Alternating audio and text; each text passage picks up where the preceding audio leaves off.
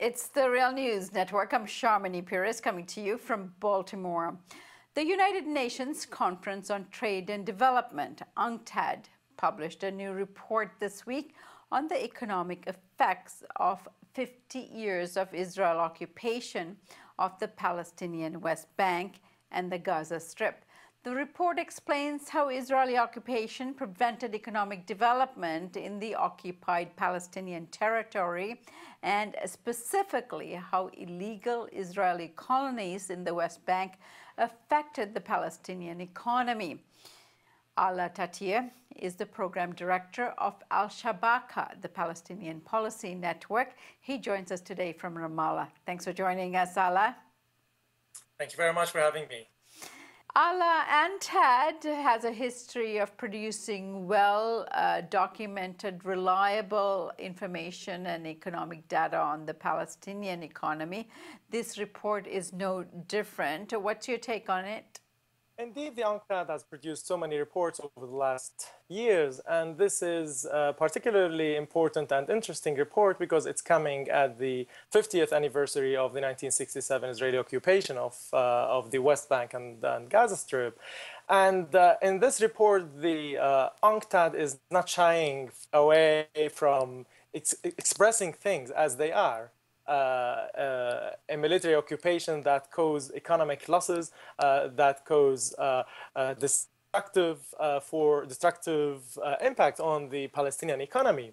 And therefore, the UNCTAD report spell out these consequences and impact very, very clearly and in a very evidence-based way that shows exact consequences of 50 years of occupation, what it meant to the Palestinian economy, to the ability of the Palestinians to run their economy, and to the everyday life conditions, economic conditions of the Palestinian people. So the importance of this new UNCTAD report is that it really tells the truth as is, the economic conditions as they are after 50 years of Israeli occupation. Now, according to this report, between 600 and 750,000 people occupy these illegal Israeli colonies. Nearly half of them live in illegally annexed East Jerusalem. Why are the colonies highlighted in the UNCTAD report? What makes them especially damaging to the Palestinian growth? They are especially damaging for the Palestinian growth because they are cutting any availability for the Palestinians to develop a viable economy, to have a connected pieces of land to produce, to have sovereignty on, to be able to run their economy freely.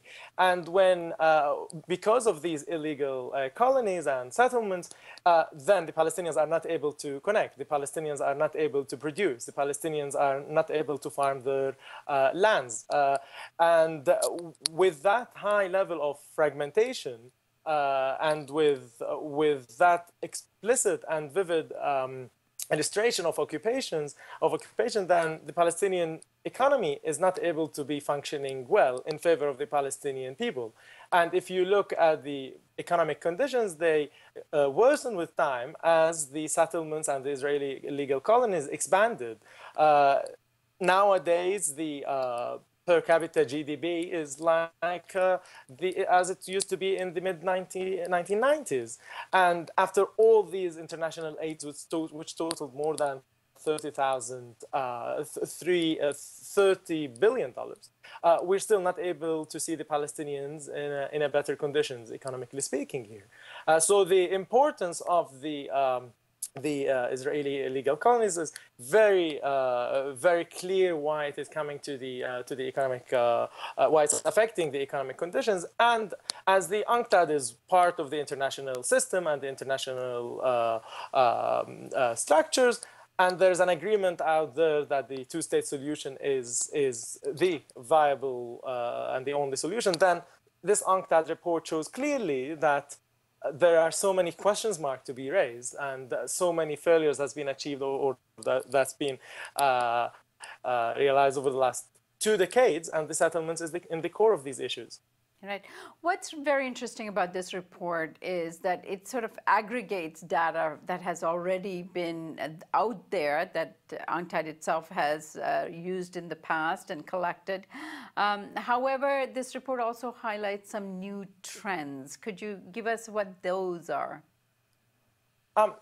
The unique thing about this recent UNCTAD report is that it really uses the right language. It talks clearly about the occupation, about the consequences of the occupation that's been going on for the last 50 years, about the cumulative costs, about the destructive impact of this occupation on the Palestinian economy, and why the Palestinian economy is not viable, why the Palestinian people are not in a better condition. And it is clearly coming from a clear political assumption that what we're witnessing today and all these losses that's been going on for the last 50 years is becoming precisely because of the continuation of the Israeli occupation. And having said that in a very clear language, it makes the case very clear that this occupation needs to be over and need to finish this occupation in order to have an economy that is viable, that is able to take the Palestinian to the next level, and that they can enjoy the right in development and for development. And this is precisely important and unique about this report, especially if we compare it with other reports coming, for example, from the World Bank and IMF. The World Bank and IMF are still stuck in their 20-year-old paradigm, a neoliberal one that thinks about the occupation as a mere restrictions. And they think that the private sector will lead the economy. And they don't tackle the political construct of the development problems of the destruction in the Palestinian economy. And here where politics is brought back into the equation is what is really important about this UNCTAD report and other previous UNCTAD reports as well. All right. Ala, Professor Sarah Roy coined the term de-development and used it to describe the results of Israeli policies towards the Gaza Strip. The report uses the term more broadly and apply it to the West Bank as well.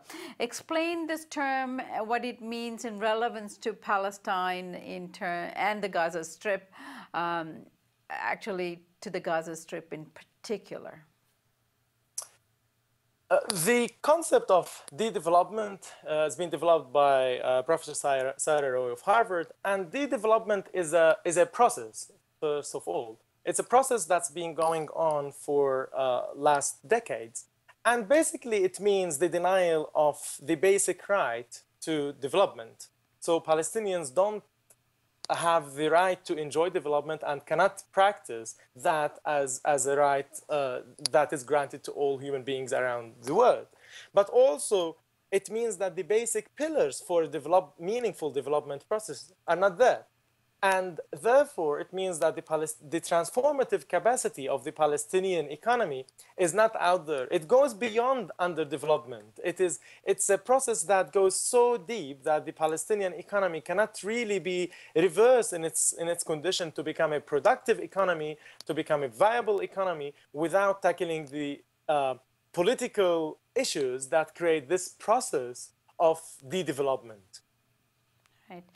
I remember in an interview we did with you back in June, you spoke about the high dependency of Palestinian economy on international aid. And you said that this aid doesn't really contribute to development and doesn't serve the interests of the Palestinians themselves.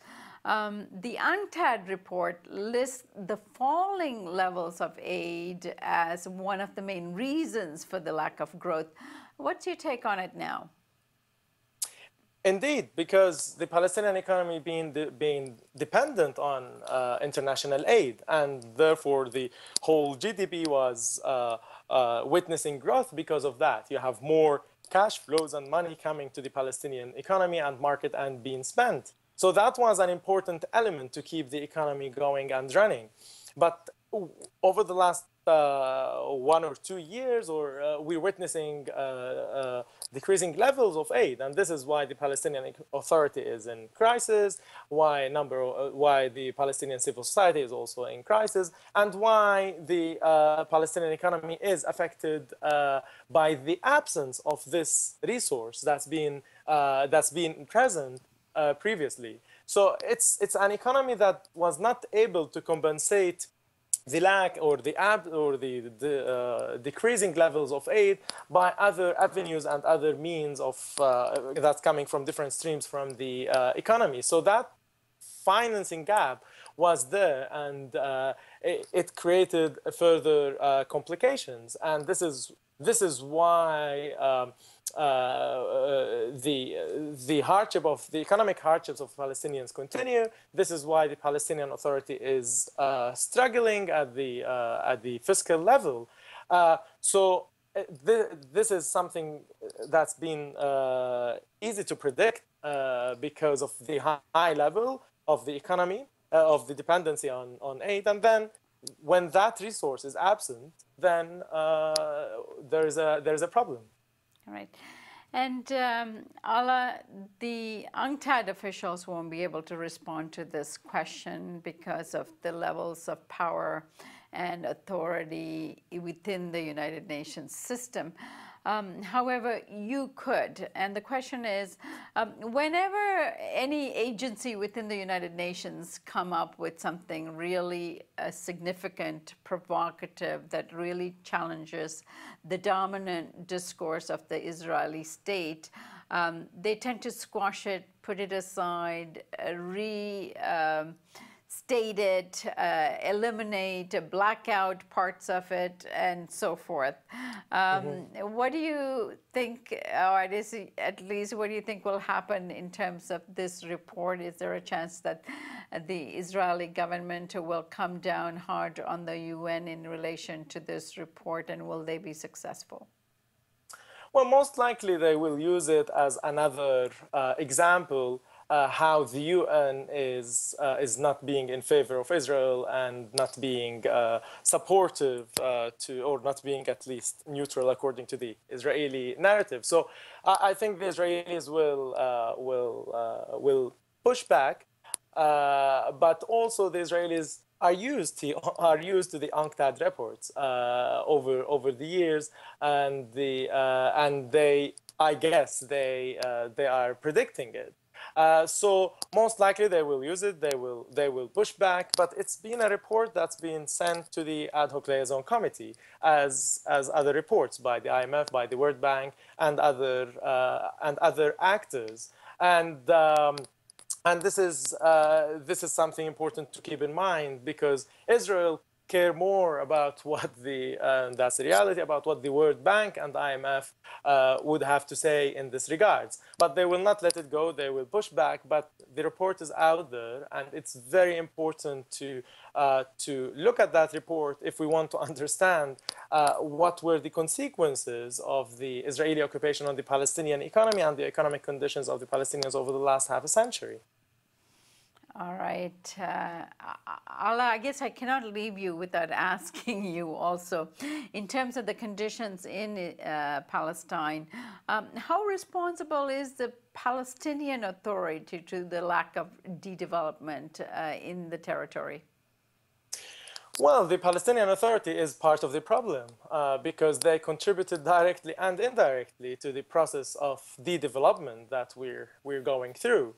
And by accepting the conditions and paradigm and neoliberal thinking that the World Bank and IMF and the main donor community imposed on the Palestinian Authority, they didn't push back. And by that, they became part of the problem and part of this de-development process. They didn't take care of productive capacities of the Palestinian economy, of agriculture. They didn't challenge the destructive economic policies by Israel or by the major international institutions like the World Bank and IMF. And by being unable and uninterested in changing these dynamics, then they became part of the problem and an actor to blame. they are not the strongest actor in the equation. But if they are truly representative of the Palestinian people and their aspirations, they would become they would push back. They would present a clear economic agenda that put the Palestinian rights first, rather than the interest of other actors, including Israel. So they failed with that test, and they've been failing for quite a long time.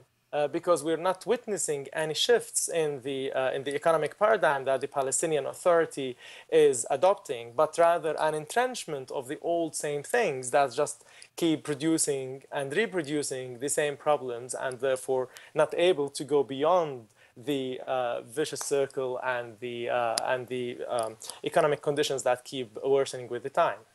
Ala, that was excellent analysis of the situation on the ground. I thank you so much for joining us today. Thank you very much for having me. And thank you for joining us here on the Real News Network.